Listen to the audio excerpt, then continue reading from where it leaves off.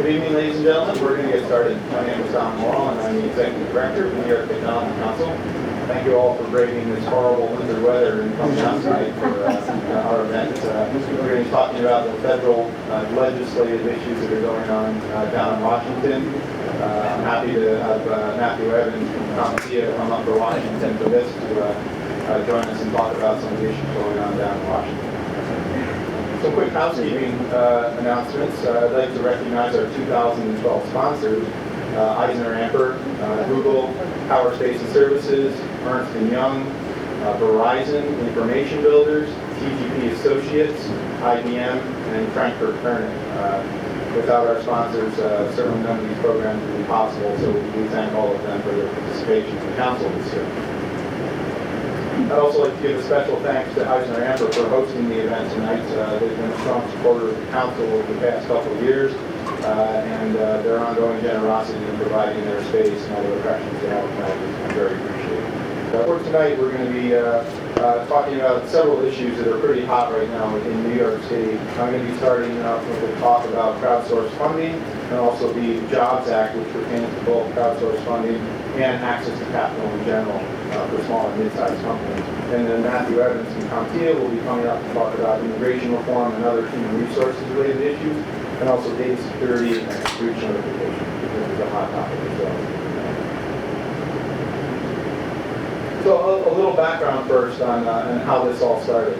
The New York Technology Council is a member of a national organization called CompTIA and another national organization called TECHNA, which is the Technology Councils of North America. And both of these organizations have an active interest in the goings-on in Washington, D.C. CompTIA in particular has a permanent presence in Washington, D.C., and they're a great advocate for the IT industry, especially the small and mid-sized companies in the technology space. We went down there last week. We had 6 regional technology councils represented: New York, New Jersey, Arizona, Georgia, Pennsylvania, and Utah.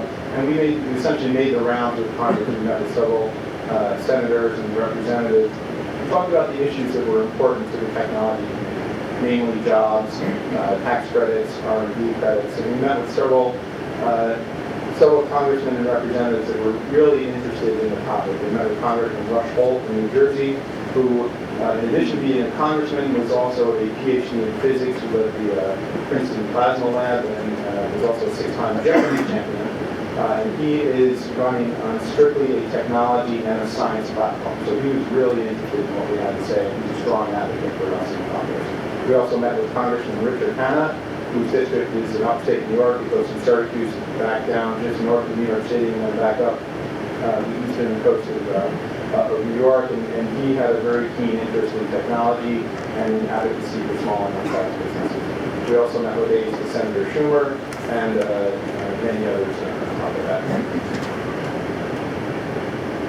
And so I'd like to talk a little bit about crowdfunding and about access to capital. But first, a little background. Some of you are probably familiar with the Securities Act of 1933 and the Securities and Exchange Act of 1934, having to deal with the issuance of securities and the trading of securities. And there are rules that are associated with these acts having to do with who's allowed to invest in companies and some size limits as to what you can invest in. There's something called an accredited investor, for example. An accredited investor, and I'll get into this in a minute, put some constraints around essentially how much towards the 1% you have to be in order to be able to invest in startup companies.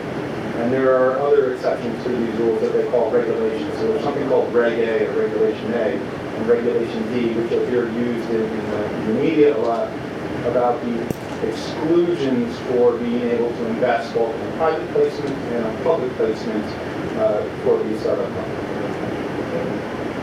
And so what's going on right now in the crowdfunding space? We talked about an accredited investor over and over again. An accredited investor is defined in Regulation D of the Securities Act of 1933. And basically that says if you want to invest in a private placement of a company, you have to have a net worth of at least $1 million, or you have to have had an income of $200,000 for the past 2 years, or a household income of greater than $300,000 for the past 2 years. So that obviously can exclude a lot of small investors especially when you open it up to the internet, where you've got these crowdfunding spaces where anybody can contribute $10, $100, $1,000 to their favorite startup. They can't really do that from an equity perspective because they're forbidden by the Securities Act of 1933. Also, the Securities Act says that offerings cannot be publicly promoted. Basically, you can't use a phone, you can't use email, you can't use any electronic means to promote these offerings. And so you're essentially left with word of mouth to promote these offerings.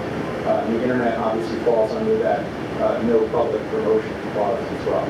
Another limitation of the Acts of 33 and 34 are the shareholder limits. Right now they're limited to 500 shareholders. So if you open up something on the internet and everybody wants to contribute $10, essentially you have to cap that at 500 shareholders, which is clearly a limitation. If everybody gave $10, you wouldn't be off to a very good start. And so what happens today is that crowdfunding sites are really limited to offering things such as products or gifts, and that constrains people to investing in endeavors that they see worthwhile, perhaps from a social perspective, where they think that, okay, this is a great company that's going to perhaps make a big offering in the clean space, or something I really believe in, but there's no opportunity to receive that big win or that IPO. You're essentially limited to products and gifts in return for your investments. I wouldn't even call it investment, I would call it a gift to the company like that. And so what is the Jobs Act? How is this going to change crowdfunding? The Jobs Act is something, it's an amalgamation of several proposed laws that have been before Congress and Senate over the past year or so, I would say. It's been really hot now in terms of building the technology infrastructure and in terms of building jobs here in the United States. And jobs stands for, I forget what it stands for, but it's an amalgamation of some of the ideas around crowdfunding and around access to capital. So aspiring Fred Wilsons, that's a picture of Fred Wilson there up on the screen, under this proposal can invest the less of up to $10,000 or 10% of their annual income into an offering. And that's in exchange for equity, which is obviously a big change from not being able to invest from an equity perspective at all. It also raises the shareholder limit from 1,000 to 500. So now you go from 500 people not being able to invest anything essentially to 1,000 people being able to invest up to $10,000, and now you're talking real money. And it also allows startups to raise between $1 and $2 million in this fashion. $1 million has less regulatory hurdles. If you raise up to $2 million, there are certain filing requirements that you have to meet, but it still isn't an onerous process. It's a pretty straightforward process. Jumpstart our business startups. Jumpstart our business startups is our jobs. And there's also some clauses in the Jobs Act with respect to just access to capital, not necessarily raising funds from what we would call a public offering where you're going to a crowdfunding source, but just being able to raise private money without regulatory burdens. Right now, if you were to raise funds from a public offering or an IPO, you would have to most likely comply with regulations such as Sarbanes-Oxley and such as the recently passed Dodd-Frank Act. The Jobs Act is proposing to raise that exemption level from $75 million up to $1 billion. And there's some issues associated with this that we'll talk about in a second, but it releases a lot of regulatory burden, especially with Sarbanes-Oxley. I'm sure many of you are familiar with it. If you're under $1 billion in market capitalization. It also raises the public placement regulatory exemption, essentially the level at which you have to file an S1 form, so if you're really, truly public. They want to raise that cap from $5 million up to $50 million. And so what are the issues? What could possibly go wrong? I picked out a few select quotes from the media this week since this is such a hot topic. Business Week says the job creation bill will eviscerate U.S. shareholder protection.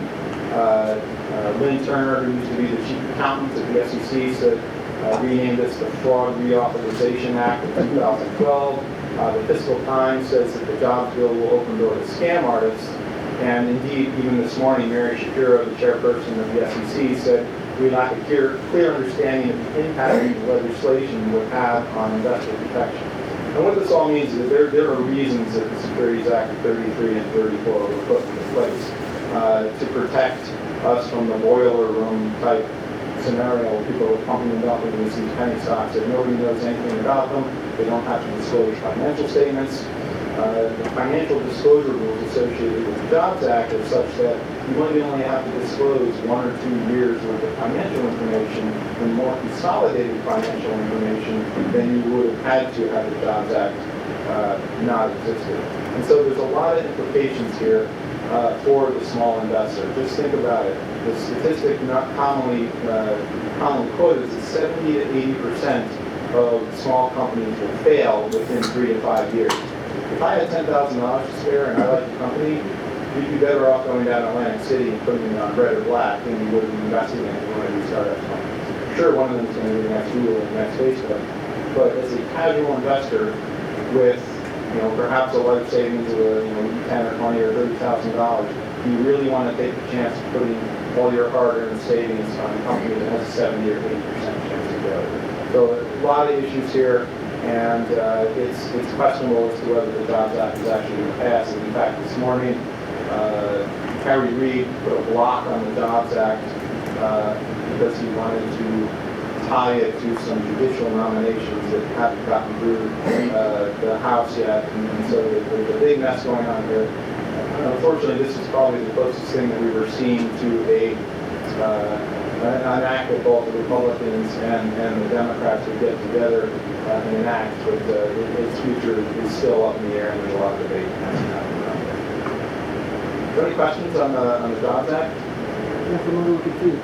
I thought job funding was essentially you funded something that you liked, but you got nothing in return, no stocks, no options. Well, that's the way it is today. That's right. And but that's not the way people want it to work. People want to receive an equity investment they want to receive. There's only so far you can go. Everybody's got a passion. They're going to put $10 or $100 into a company. But what people really want is to be able to... Can you repeat the question? Oh, I'm sorry.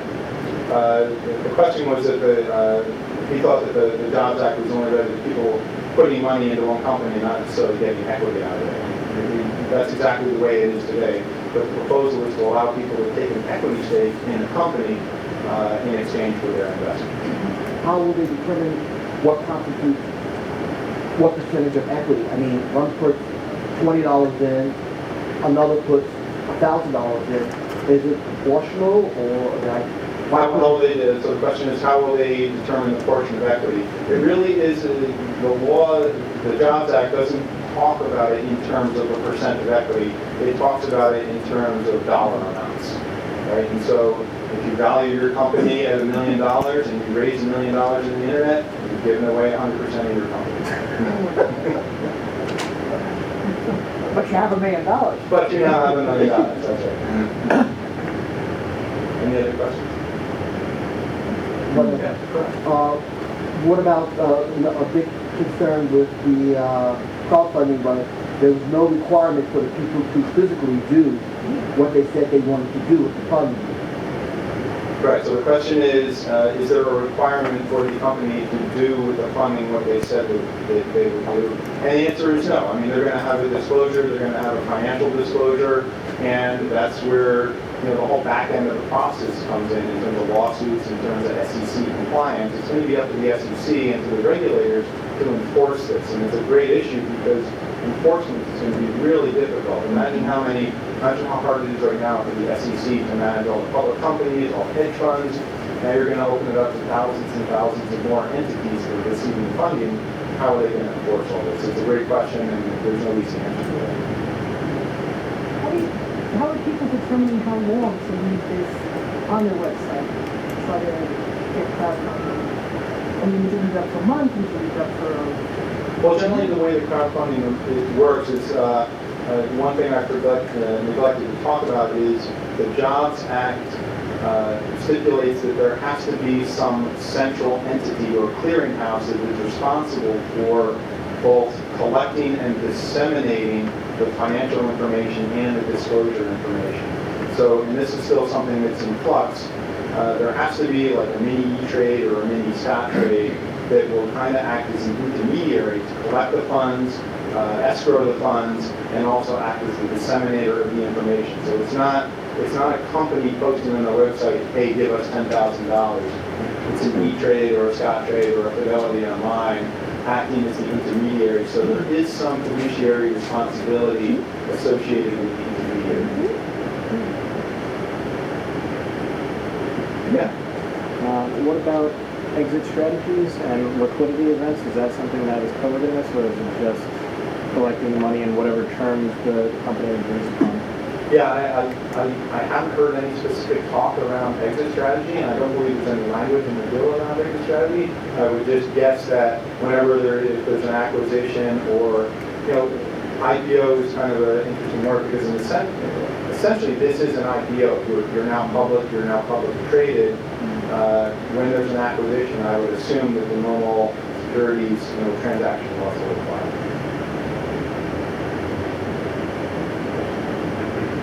Great, so I'm going to turn it over now to Matthew to talk about immigration reform, cybersecurity, and he's got some very other interesting programs that we're going to be partnering with CompTIA on. Quick question. Is there a secondary market, or is this the primary market, or because you're saying that essentially this is now the company being publicly traded, right? So yeah, they're not going to be. The question is there a secondary market? Is this a secondary market unto itself? And the question is yes. These are not. I would view these more as kind of pink sheet offerings. They're not really. They're not going to be traded on NASDAQ. They're not going to be traded on NYSE. That said, one of the provisions that we talked about, which was the exemption from regulation, that does apply to publicly traded companies. Right? So any publicly traded company with a market cap of over $75 million has to comply with Sarbanes-Oxley and has to comply with Dodd-Frank. This aspect of the Jobs Act impacts the publicly traded companies on NASDAQ and NYSE and all the other exchanges, whereas the crowdfunding applies to anything. They don't necessarily need to be an exchange-traded company. Okay, so Matthew, let's take a look.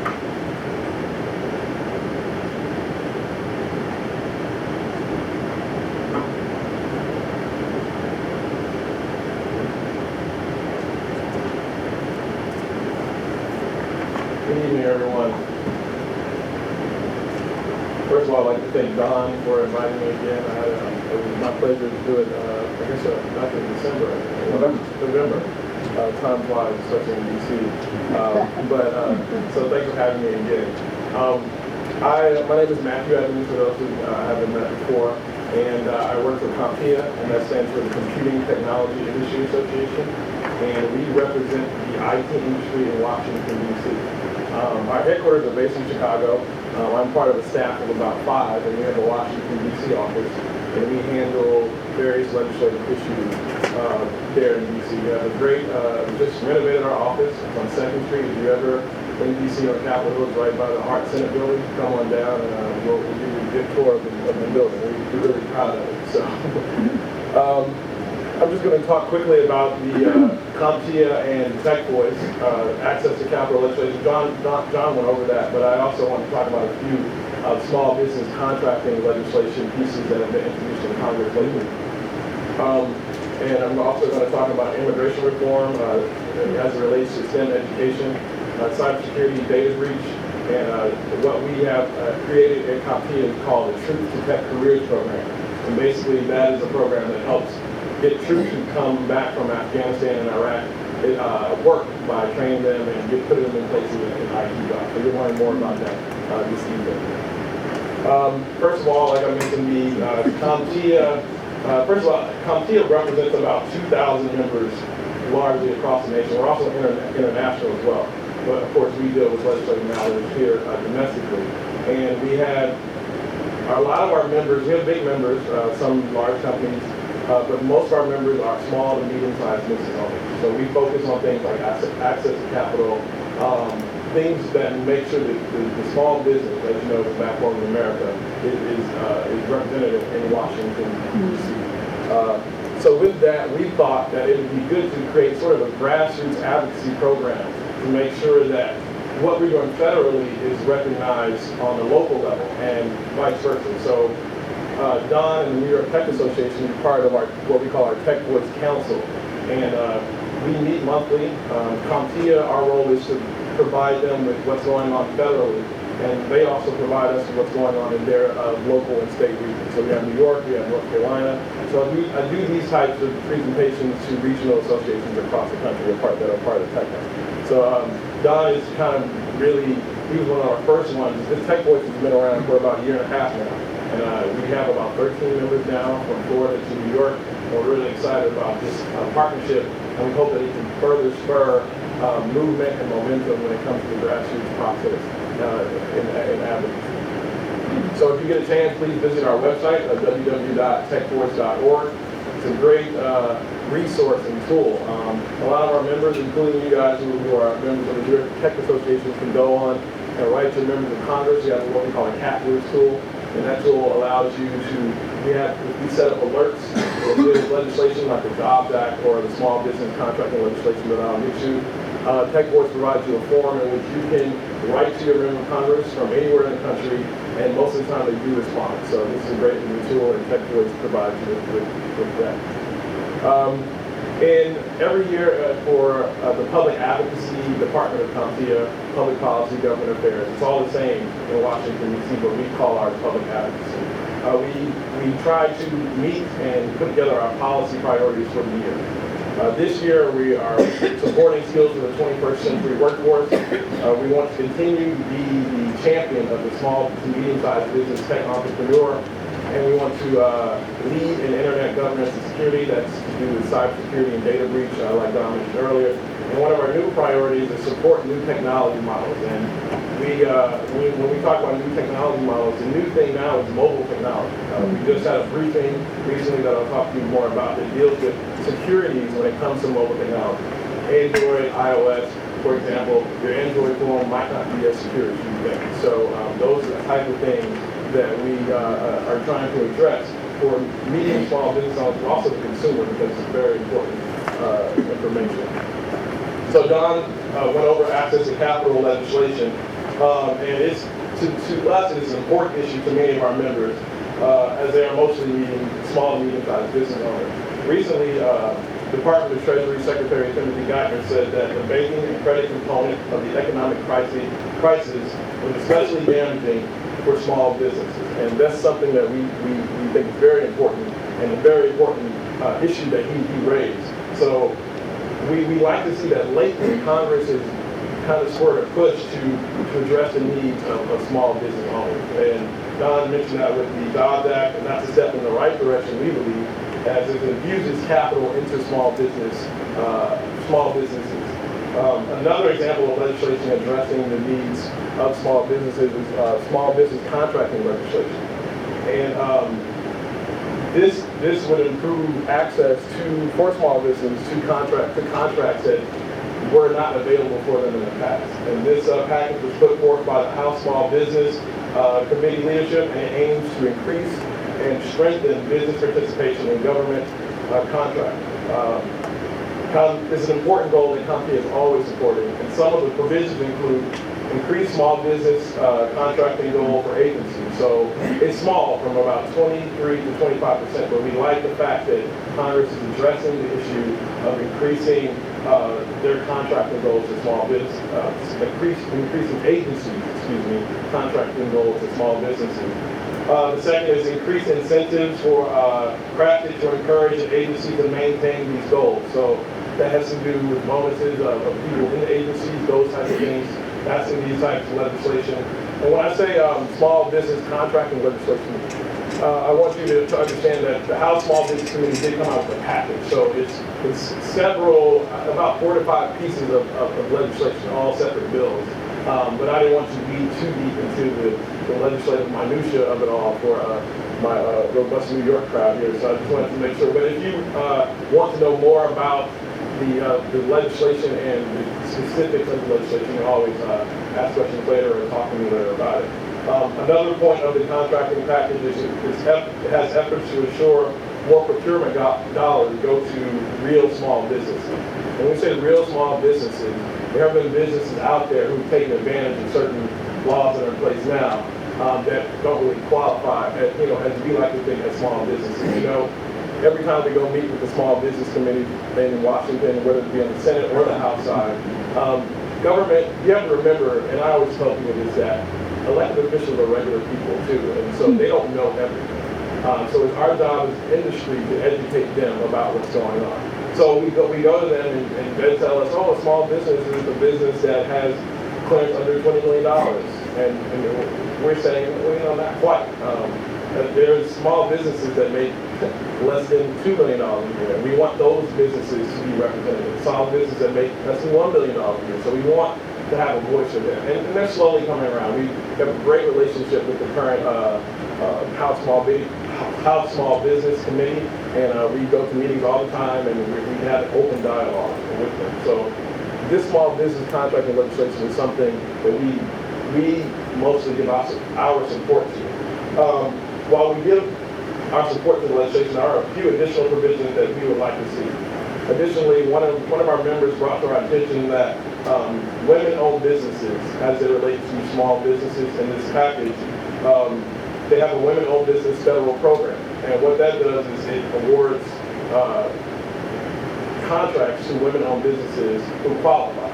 Now the caveat is that if there is less than 2 women-owned businesses competing for the contract, then you can't compete. So if there's a single woman-owned business competing for a contract, you don't fall under that designation. So you have to have more than one woman-owned business in order to be considered eligible for the woman-owned business contract exemption or exception. So that being, I hope that makes sense. As you know, Washington, it doesn't make sense to us either. So we're working with small business committee staff to make sure that that burdensome piece of the legislation is rectified. Because we have a lot of our CompTIA members are women-owned businesses, and one of our members said, you happen to know, right, that I can't get the money because there's no other woman-owned small business. So that makes absolutely no sense. No sense to us. So that aside, though, this legislation is definitely a huge step in the right direction, and small businesses have far too long been denied federal contracting opportunities as they have gone to larger, non-qualifying businesses. Are there any questions so far before I move on? I know that was kind of a lot, but all right. So the next slide that I have is about immigration reform. And immigration reform is a large issue. I want you guys to kind of think about immigration reform as it relates to STEM education. And lately in Congress, for the last year or so, CompTIA has heard from our leaders and partners in the industry about the drawbacks of the current immigration situation in the country as it relates to keeping talented, educated, and skilled workers in the United States. That being said, judging from the amount of STEM-related immigration legislation that we've seen on Capitol Hill, we can tell you that Congress has heard those calls as well. But when you're dealing with Congress, it's really not always that easy. So, as you can see, there are 4 pieces of legislation that we have focused on from a CompTIA perspective and a Tech Force perspective. And that is the Stable Act, which was introduced last year, at the beginning of the year, by Jeff Flake. He's a Republican out of Arizona. He's currently running for the Senate. His bill was referred to the Subcommittee on Immigration Policy and Enforcement in February of 2011. It is now March of 2012, and his bill is not moved at all. And just let me back up for a minute. You know, the reason that these bills haven't moved is that America has a shortage of workers in high-tech jobs. So what happens is, and a growing number of STEM degrees go to foreign-born students. They take those degrees, but they don't work in America. They go somewhere else. So the Stable Act is an example of one of those. The Fairness for High-Skilled Immigrants Act has by far gotten the farthest, and that was passed in the House November 29th. And is now it was placed on the Senate legislative calendar on the 23rd of January. So this is the most movement we've ever seen in the STEM-related immigration reform bill. And when I say STEM-related immigration reform bill, what these bills do or try to do is ease restrictions on H-1B visas, green cards, to keep people who are eligible and educated in America and to increase the workforce. Right now, we tell congressmen when we're going to their offices or congresswomen that we have 450,000 open IT jobs in America. And you know the unemployment rate, and you know everyone's trying for the job. These people need training and education, and that's how you get these jobs. So the people that do have the training and education, because they're restricted by their immigration status, they say, well, I'll get educated here and then I'll leave America. And that hurts us educationally, it hurts us in the pocket as well, because the economic fallout is huge. So these bills aim to address that issue. One of the more prominent bills in this group is introduced by Senator Bennett out of Colorado. We were just on a conference call with the senator last week regarding this legislation. It was introduced in December, but he's really making a push for it, and he wants to meet with organizations like CompTIA and other organizations to get a feel for support for this bill. And it does the same thing, and it makes green card access easier for students who have graduated with STEM education. And I should go back and say there are varying levels for each piece of legislation. Senator Bennett wants to make it a little easier. The Stable Act, I guarantee you, hasn't moved really because it only applies to STEM educating students who got PhD. So that's kind of far-fetched in some people's views. But Jeff Blake isn't giving up. I know he's running for Senate, but he just did a Dear Colleague letter. And I can provide a copy to you guys of that letter we got a few days ago, and he's trying to push this legislation. So he hasn't given up, but the future doesn't look too bright in the Stable Act. If I was a betting man, I would say that the STEM Visa Act out of Colorado might get a little bit more push on the Hill. But again, with an approval rating of 17%, I don't know if Congress will ever get his act together. And then another example was recently out of Adam Schiff out of California introduced the Invest in America Act. And it's the same kind of concept that we need to be rewarding these students who come to America, have an education, but then leave and don't put that information or that knowledge back into the workforce. So the major issue with all of these bills is that, I guess I'd say the quandary is, while they mean well, there's a danger that many politicians don't want to lump these bills into the larger immigration reform conversation. Yeah. How does Startup America, the White House initiative, fit into this? Does it at all? I mean, well, we're just talking about specifically legislation. It hasn't come up from a particular member of Congress, but we have been in contact with the White House about Startup America, but I think they've we talked to them more about something else, like the Truth to Tech program that they're really, the First Lady's office has been really big on. The Startup America thing, again, it's the whole scare of the immigration argument that scares people about this. So what we as associations and people on the ground need to do is kind of how to separate the entire border issue from a much larger, I guess, in some people's mind, a much more pertinent issue is that keeping skilled people in America who can contribute to the economy.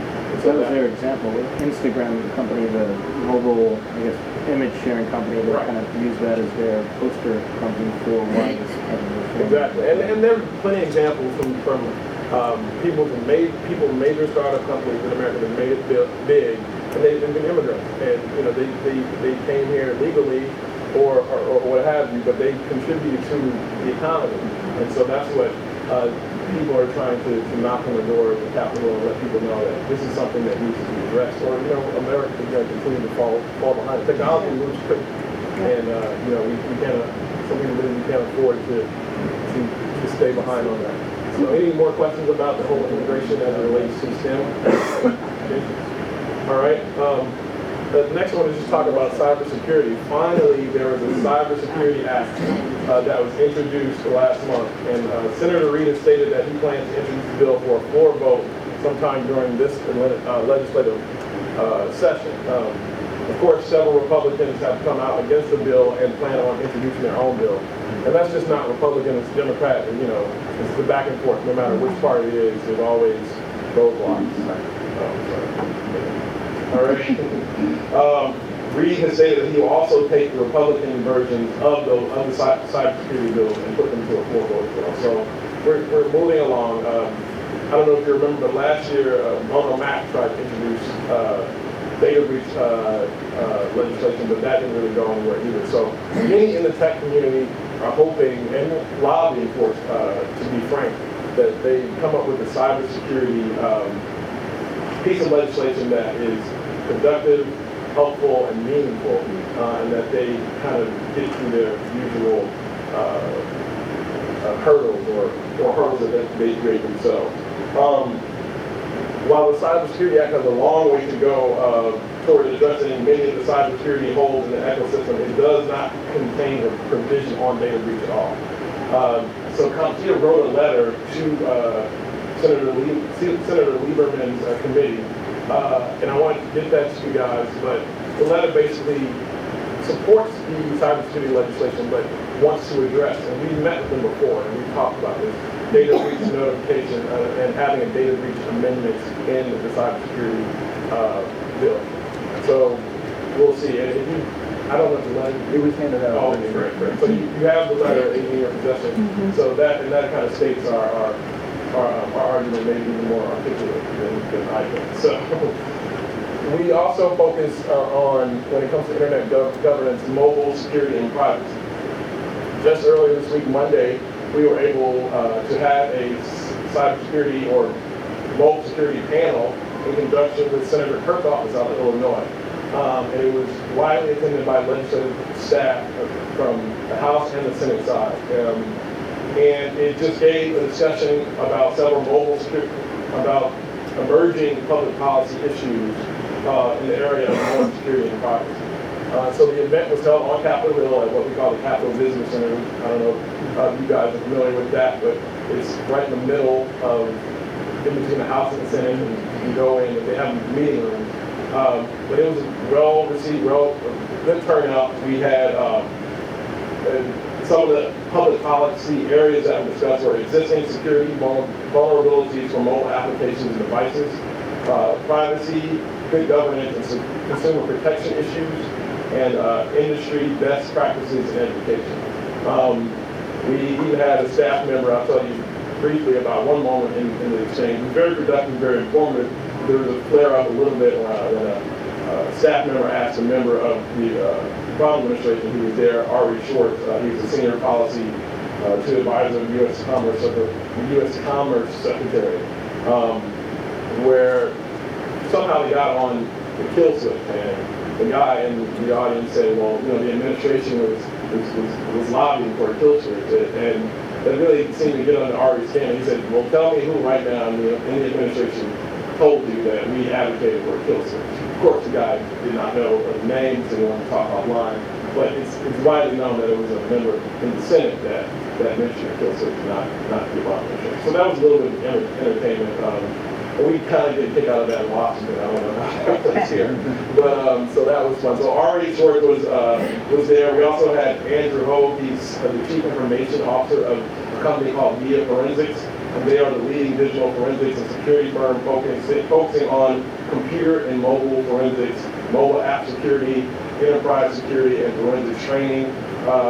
They like themselves the leading expert opinion on Android and iPhone forensics out there. And the reason I mentioned Android because the guy on the panel mentioned if you have an Exchange account set up on your Android phone right now, if a hacker was good enough to find your account, there's no encryption for your password on your Exchange account. So it wouldn't take them too long to get into your Exchange account, which in turn, if you work for a major company or something like that, that could have some damaging effects. So I learned something new. I have a tablet here that's Android, and I have my Exchange account on there, but I will soon be getting the iPad 3. So I don't have to worry about that.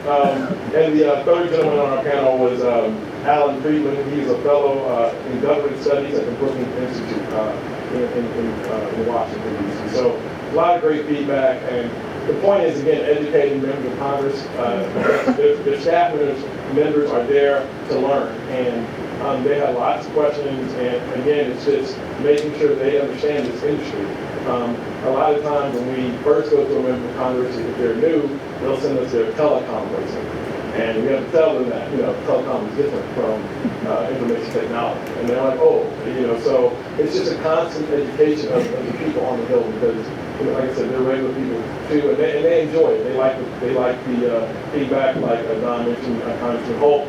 They like the give and take, and most of them like learning something. So that was a great panel, and as I say that, we're looking to have a panel on cloud computing pretty soon, and that's going to be sponsored by the Small Business IT Caucus, in which CompTIA founded and is chaired by Congresswoman Loretta Sanchez out of California and Congressman Rosslyn out of Illinois. And that caucus basically focuses on the needs of the small business person in the IT field. So we're racking up more members of the caucus congressionally as we speak. So we want you guys to look forward to that event. And Donn, since Donn is a member, since the New York Tech Council is a member of Tech Voice, any event that we have, any dialogue or panel that we are hosting, it will be communicated through Tech Voice. So yeah, good question. On the privacy side, are you actually advocating for the user, the end user, or your companies, your constituent companies, right? Well, Please restate the question for he asked about if CompTIA itself, correct, was advocating for the end user or if we're advocating for the company. We're advocating for security. We just want to make sure everything is secure. And one of the good points that one of the people on the panel made is we're advocating that companies, what people don't know is app developers themselves can make their app secure if they want to. So it's kind of a give and take. So it's not really pick a side. More on the privacy side, I know like advertising companies are very interested in using user data for targeting purposes and that type of thing. I was just wondering if you have a lot of those companies in your stable. No, not. I mean, I wouldn't say that. No. Cookie tracking is a big issue now. Right. We're trying to figure out whether or not the industry can self-regulate or if they're going to need to do some. Well, I guess, like I said, most of our members aren't in that type of field. It's more of that they can do what they want and everything's secure. That type of.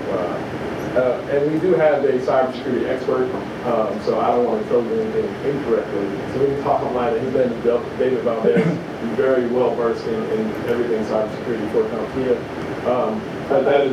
I would venture to say, though, that in New York, it's a pretty unique confluence of media, advertising, and technology. And when we get down to Washington and we're working with other CompTIA and regional tech councils, we tend to find a lot more traditional IT, not a lot of media and advertising. So is there another body? Is there another body that does represent? There's not. The media industry and advertising industry tends to be pretty fragmented. If I had to say there was a leader, it would probably be Google.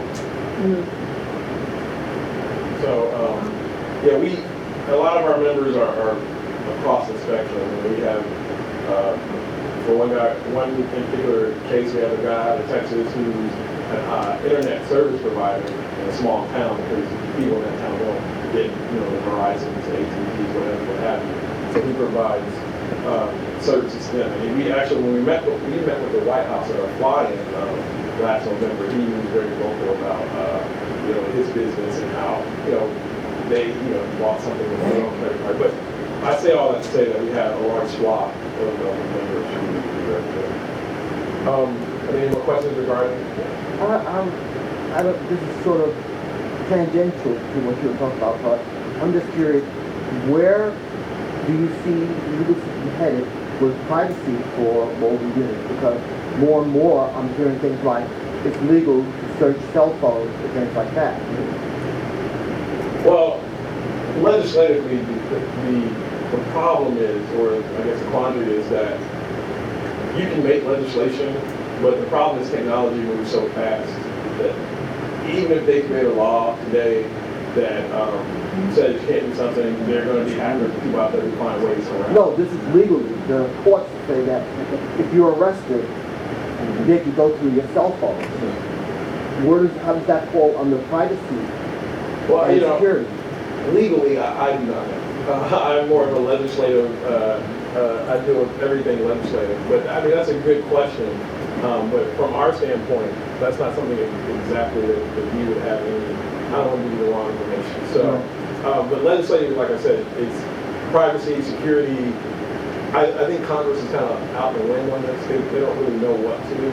And so they're going to have to be led by industry to understand the process and to understand just how big of a deal cybersecurity is. And I think they got the picture. That's why you saw the legislation being introduced. But, you know, things are moving at a rapid pace. And if you put these restrictions in, things start to change and you have to adapt. And so I think Congress is slowly trying to adapt to the ways of the world when it comes to technology. Any more questions regarding cybersecurity? All right. And the final thing I wanted to talk to you about, and I just mentioned earlier, we worked with the White House on this, and the president has been vocal about getting military men and women back to work. So CompTIA has created a program called Troops to Tech Careers.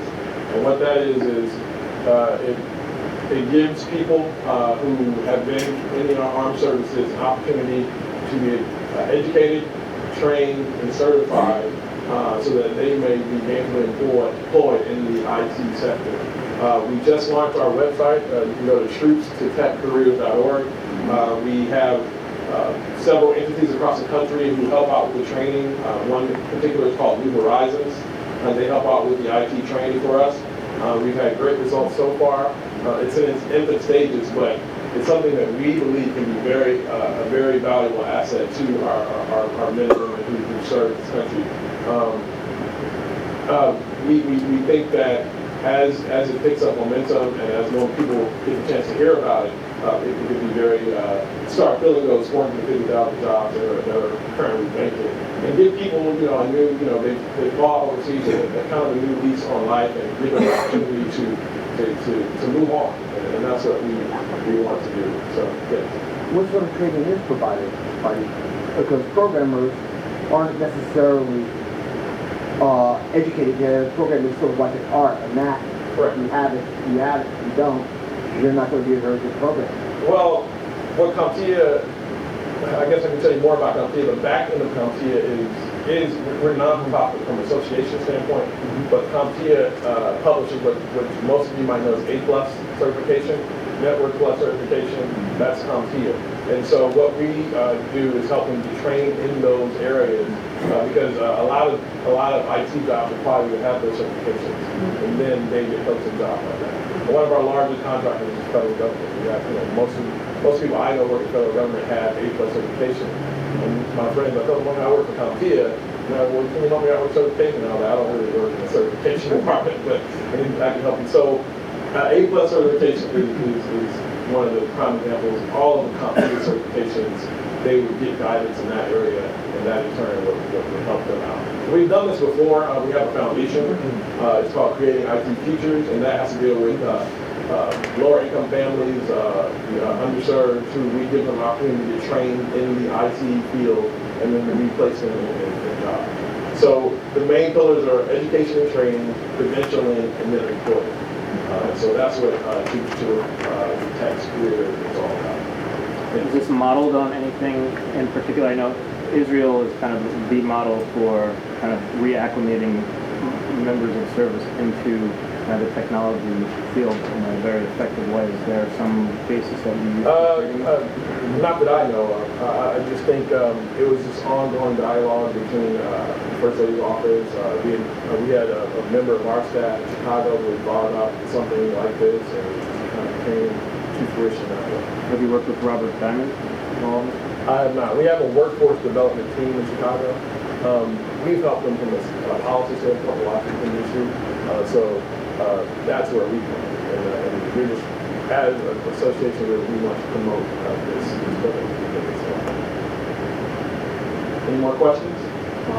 Does your foundation partner with the foundational arm of the Fortune 500 companies, tapping their resources type of thing? That's a good question. I know our foundation partners with a lot of people. Again, our foundation is based in Chicago as well, but they do partner with several companies. And Troops to Tech Careers, we got commitments from Fortune 500 companies that they will be able to place these people in those jobs. So it's kind of a give and take, and we just hope to have more people sign on. Any more questions? All right. Well, thank you so much for your time. Oh, I forgot to mention, we do, as an association in Washington DC, we always do white papers and research papers and that nature. So if any of you have any interest in reading something about small business positions and today's workforce taxation issues, you can go to CompTIA.org and click on the public advocacy tab, and you can download those white papers. Also, I told you about Tech Voice. If you want to know what we're doing every month from a legislative standpoint when it comes to the IT industry, you can subscribe to our Policy Watch newsletter through the same website.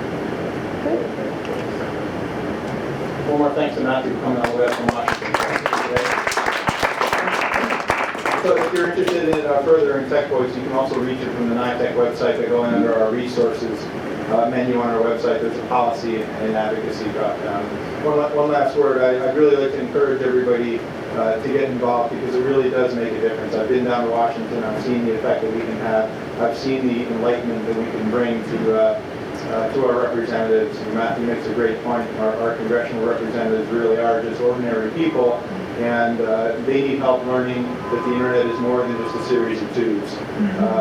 And so I find that most of them are very receptive to the policies, especially when we talk about jobs. We went down there in November and we said there's 450,000 open jobs here that we can solve this problem. Their eyes lit up, and they really are concerned. And so if any of you want to help bring that voice to Washington, D.C., I would encourage you to get involved. You can reach out to myself and do that. So thank you, everybody, for coming.